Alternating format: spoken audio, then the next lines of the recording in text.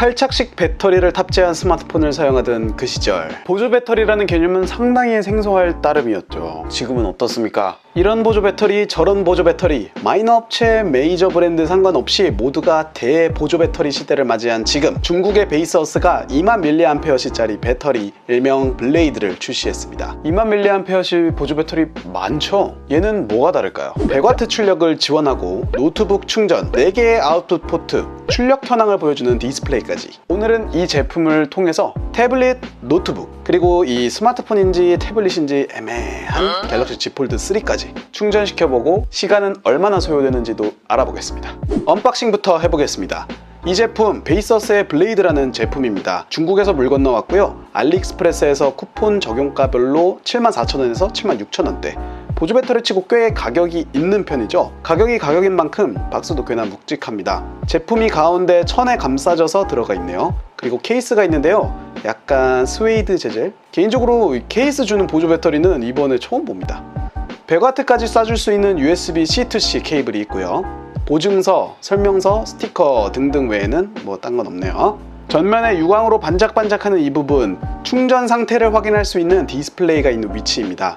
기스나지 말라고 테이프 처리가 되어 있네요. 이게 정말 좋은 게 충전하고 있을 때의 출력량을 숫자로 표시해 주기 때문에 지금 얼마만큼의 전력이 들어가고 있는지, 이 케이블이 불량 케이블인지, 완충까지는 얼마나 남았는지 등 확인할 때 너무 좋겠어요. 플라스틱 소재의 본체, 직선 패턴이 들어가 있어서 흠집에 강할 것 같아요. 상단에는 2개의 USB-C 포트, 2개의 USB-A 포트가 있고요. 전원도 동그랗게 자리 잡고 있습니다. 포트별 출력량은 잠시 후에 자세히 말씀드릴게요. 아래쪽 측면에는 아무것도 없고요. 하단에는 구석 쪽에 각각 1개씩의 고무 다리가 있습니다. 이렇게 본체가 바닥에 떠 있으면 흠집 방지뿐만 아니라 발열을 좀 더 효과적으로 관리할 수 있을 것 같아요. 제가 기존에 가지고 있던 삼성의 10,000mAh 보조 배터리, 샤오미 20,000mAh 보조 배터리입니다. 크기가 정말 대단합니다. 두께를 비교하면 이 정도 느낌. 샤오미 2만짜리보다 크기는 훨씬 크지만 두께는 더 얇아요. 무게는 487g으로 나오네요. 확실히 다른 보조 배터리와 비교해서 무게도 상당합니다. 아니 근데 얘를 계속 보다 보니까 갤럭시 Z 폴드 3랑 너무 비슷해요. 크기가. 얇기야 뭐 비교도 안 될 만큼 폴드가 얇긴 하지만 아무튼 펼쳐놨을 때 크기가 너무 비슷하네요. 이 보조 배터리로 갤럭시 Z 폴드 3 충전 테스트도 이따가 꼭 해볼게요. 그래서 이 거대한 보조 배터리는 어느 정도의 파워를 낼 수 있을까요? 말씀드렸다시피 이 보조 배터리에는 2개의 C포트, 2개의 A포트가 있습니다. 편의상 차례대로 C1, C2, USB1, USB2로 부를게요. 먼저 포트를 1개씩만 쓰는 경우, C1과 C2는 각각 최대 20V 5A, 100W로 출력됩니다. USB1과 USB2는 최대 20V에 3A, 60W가 최대이고요. 포트 2개를 쓰는 경우에는 어떨까요? C1과 C2를 동시에 사용하는 경우 C1에서는 65W로 출력되고 C2는 30W로 출력됩니다. 도합 95W입니다. USB1과 USB2를 동시에 사용하는 경우 각각의 포트가 동일하게 15W로 출력됩니다. 도합 30W입니다. C포트와 USB 포트들이 혼합되어서 사용되는 경우 C포트에서는 65W, USB 포트에서는 30W로 출력됩니다. 도합 95W입니다. 포트 3개를 사용하는 경우를 보죠. C1, C2, USB1을 동시에 사용할 경우에는 각각 45W, 30W, 18W의 출력을 냅니다. 도합 93W네요. 배터리의 표기 용량은 20,000mAh, 전격 용량은 5V 3A, 12,000mAh이고요. 14.8V 고출력 시 74W 시 실질 용량 5,000mAh입니다.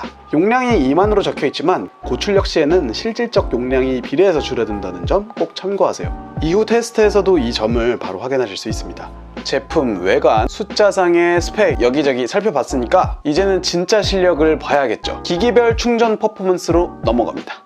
먼저 닮은 꼴인 갤럭시 Z 폴드 3 충전 테스트 해보겠습니다. 갤럭시 Z 폴드 3는 25W급의 초고속 충전을 지원하고 4400mAh의 내장 배터리가 탑재되었죠. Z 폴드의 배터리 잔량은 3%, 보조 배터리의 잔량은 86%입니다. USB 케이블을 C1 포트에 꼽고 충전 시작. 중간 과정은 다 생략하고 갤럭시 Z 폴드 3가 완충될 때까지의 결과를 10분 간격으로 기록해봤습니다. 3%에서 100%까지 총 1시간 27분이 소요되었고요. 보조 배터리는 이 시간 동안 잔량이 86%에서 58%로 총 28%포인트만큼 배터리 하락이 있었습니다. 이 블레이드로 Z 폴드 3만을 충전한다고 하면 약 3.5회 정도로 완충시킬 수 있겠네요. 다음은 갤럭시 탭 S7 플러스입니다. 갤탭 S7 플러스는 배터리 용량 1090mAh로 최대 45W급의 삼성 초고속 충전 2.0을 지원합니다. 갤탭의 배터리 잔량은 2%, 보조 배터리의 잔량은 100%입니다. 완충까지의 결과 보시죠. 갤럭시 탭 S7 플러스를 2%에서 100%까지 총 1시간 29분 소요되었습니다. 보조 배터리의 용량이 줄어든 기록을 좀 보실까요? 갤럭시 탭이 45W의 초고속 충전 2.0을 지원하기 때문에 더 높은 출력을 받아냈고, 그에 상응해서 보조 배터리도 아까 Z 폴드 3보다 더 빠른 속도로 배터리를 소모시켰습니다. 결국 64%만큼의 잔량을 소진해버렸네요. 마지막 테스트 제품 맥북 프로 M1입니다. 사실 이 블레이드 자체가 노트북 충전을 겨냥하고 만들어진 제품이라고 해요. 이 맥북이 실험체가 되어줄 겁니다. 5103mAh 배터리의 맥북 프로 M1 13인치 모델, 최대 61W의 초고속 충전을 지원합니다. 과연 이 보조 배터리 하나로 맥북을 완충시킬 수 있을까요? 결과 바로 보시죠.